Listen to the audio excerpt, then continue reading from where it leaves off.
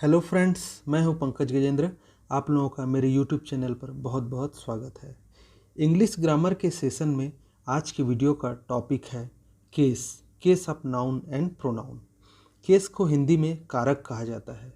इस वीडियो में मैं आप लोगों को बताऊंगा कि इंग्लिश ग्रामर में केस होते क्या हैं, इनके टाइप्स क्या क्या होते हैं, इनके यूजेस और फॉर्मेशन कैसे किए जाते हैं। तो आइए समझते हैं case. Case is the grammatical function of a noun और प्रोनाउन। केस नाउन या प्रोनाउन का ग्रामेटिकल फंक्शन होता है। केस शोस ए नाउन्स और a pronouns relationship with the other words in a sentence. कारक वह शब्द है जो संज्ञा या सर्वनाम का वाक्य में दूसरे शब्दों के साथ संबंध बताता है। आइए अब हम केस के टाइप्स समझते हैं। There are mainly 4 types of cases in English language. First is subjective case, जिसे नॉमिनेटिव केस भी कहा जाता है, and second is objective case, जिसे एक्यूजेटिव और डेटिव 2 टाइप के केस में डिवाइड किया जा सकता है। थर्ड इज पॉजेसिव केस, जिसे जेनिटिव केस भी कहा जाता है, and last fourth is vocative case. इसी क्रम में हम लोग सबसे पहले देखेंगे subjective case. When a noun or pronoun is used as the subject of a verb, it is said to be in the subjective case. जब कोई नाउन या प्रोनाउन वर्ब के सब्जेक्ट के रूप में रहता है तो वह सब्जेक्टिव केस में होता है। वाक्य में सब्जेक्टिव केस का पता करने के लिए हमें वर्ब के आगे हु या व्हाट लगाकर क्वेश्चन करना होगा, और जो आंसर आएगा वही नाउन या प्रोनाउन का सब्जेक्टिव केस होगा। एग्जाम्पल देखते हैं। Mother cooks food, he kick the ball. इन दोनों ही सेंटेंस में वर्ब के आगे हु या व्हाट लगाकर क्वेश्चन करेंगे। जैसे हु कुक्स फूड, तो आंसर आएगा मदर कुक्स फूड। तो यहाँ पर हु से क्वेश्चन करने पर जो आंसर आया मदर, वही नाउन का सब्जेक्टिव केस है। इसी तरह से अगले एग्जाम्पल में भी हु लगाकर क्वेश्चन करेंगे। तो जैसे हु किक द बॉल, तो आंसर आएगा ही किक द बॉल। यहाँ पर ही करके जो आंसर आया वही प्रोनाउन का सब्जेक्टिव केस है। अब अगला हम लोग देखेंगे ऑब्जेक्टिव केस, जिसे हिंदी में कर्म कारक भी कहा जाता है। व्हेन अ नाउन और pronoun is used as the object of a verb, it is said to be in the objective case.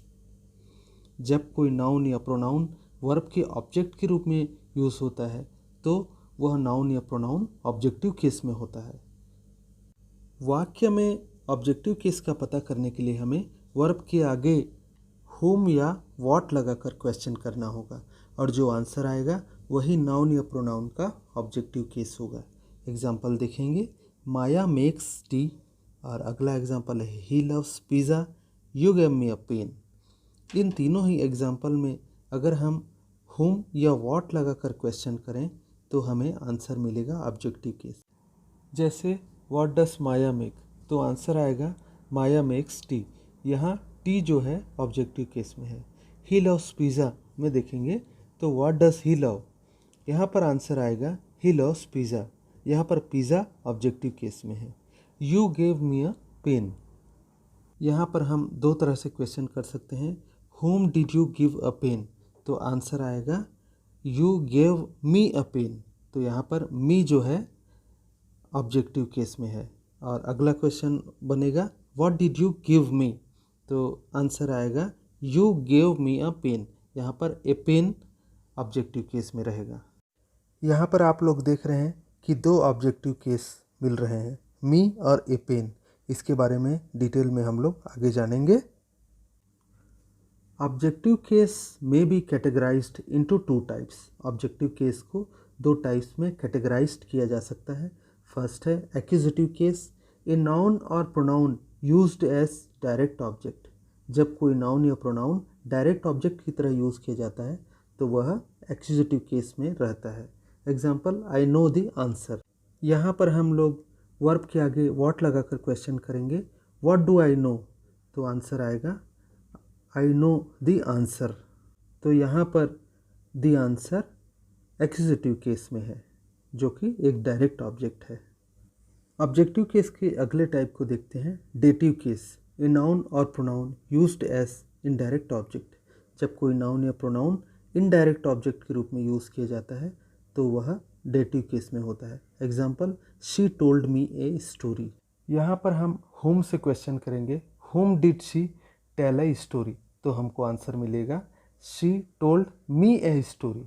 यहाँ पर आंसर निकल के आ रहा है मी, यही हमारा इनडायरेक्ट ऑब्जेक्ट है जो कि डेटिव केस में है। अब अगला केस हम लोग देखेंगे पॉजेसिव केस, जिसे हिंदी में संबंध कारक भी कहा जाता है। It indicates a relationship of possession और बिलोंगिंगनेस बिटवीन टू नाउन्स और a noun and a pronoun. यह अधिकार के संबंध को बताता है और दो नाउन्स या एक नाउन या एक प्रोनाउन के आपसी संबंध को स्पष्ट करता है। पोजेसिव केस का पता करने के लिए हमें वर्ब के आगे हुस लगाकर क्वेश्चन करना होता है। एग्जाम्पल देखते हैं, Robin's house is near the river. Two noun है यहाँ पर, रॉबिन है एक और एक हाउस है। यहाँ पर हम क्वेश्चन करेंगे whose house is near the river, तो आंसर आएगा रॉबिन्स हाउस। तो यहाँ पर जो रॉबिन्स हाउस है, दो नाउन है रॉबिन और हाउस, ये दोनों पॉजेसिव केस में है। और अगला एग्जाम्पल देखेंगे, his brother lives in the city. यहाँ पर एक नाउन है और एक प्रोनाउन है।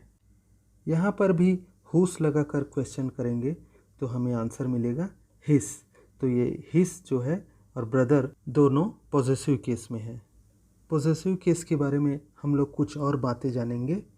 The possessive case shows possession with nouns, it is shown with an apostrophe and s thereafter, but if nouns end with s only add an apostrophe.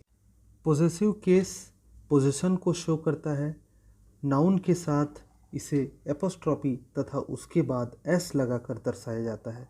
लेकिन ऐसे nouns जिनका अंत एस से होता है उनके आगे सिर्फ एपोस्ट्रॉफी लगाकर पोजेसिव बनाया जाता है। Pronouns in the possessive case come in two forms, possessive determiners example my your and possessive pronouns example mine and yours.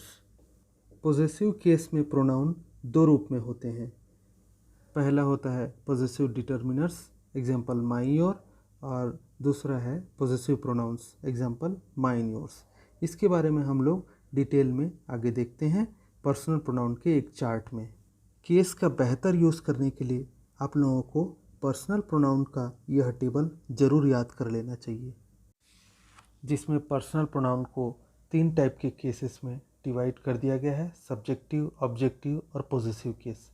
यहाँ पर पॉजेसिव केस को 2 पार्ट में डिवाइड किया गया है, पॉजेसिव डिटर्मिनर और पॉजेसिव प्रोनाउन। तो चलिए देखते हैं। I, me, my, mine, we, us, our, ours, you, your, yours, he, him, his, she, her, hers, it, its, they, them, theirs। इस तरह से इस चार्ट को आप लोग याद कर लेंगे, जो कि आप लोगों के बहुत काम आएगा। आप लोग इसका एक स्क्रीनशॉट भी ज़रूर ले लीजिएगा। इसके बाद हम लोग केस का लास्ट टाइप देखेंगे, वोकेटिव केस, जिसे हिंदी में संबोधन कारक कहा जाता है। It shows when something, usually a person, is being addressed directly. Words in the vocative case are offset with commas. यह विशेष रूप से व्यक्ति के प्रत्यक्ष संबोधन को दर्शाता है। वोकेटिव केस के शब्द के बाद कॉमा लगाकर इसे वाक्य के अन्य शब्दों से सेपरेट किया जाता है। इनका एग्जाम्पल देखेंगे। Ladies and gentlemen, please take your seats. I know your father, David. इन दोनों ही एग्जाम्पल को देखने पर हमें वोकेटिव केस आसानी से समझ आ रहा है। लेडीज़ एंड जेंटलमैन पहले एग्जाम्पल का वोकेटिव केस है और दूसरे एग्जाम्पल का वोकेटिव केस डेविड है, जो कि दोनों कॉमा से सेपरेट हो रहे हैं। इन दोनों ही एग्जाम्पल में नाउन का प्रयोग संबोधन के लिए हुआ है। अब आगे हम लोग देखेंगे important facts of possessive case. The possessive case does not always denote possession, it is used to denote authorship, origin, kind etcetera. Possessive case हमेशा पोजेशन को ही नहीं प्रकट करते हैं, बल्कि इनसे ऑथरशिप, ओरिजिन, काइंड इत्यादि का भी पता चलता है। इसे आगे एग्जाम्पल से समझेंगे।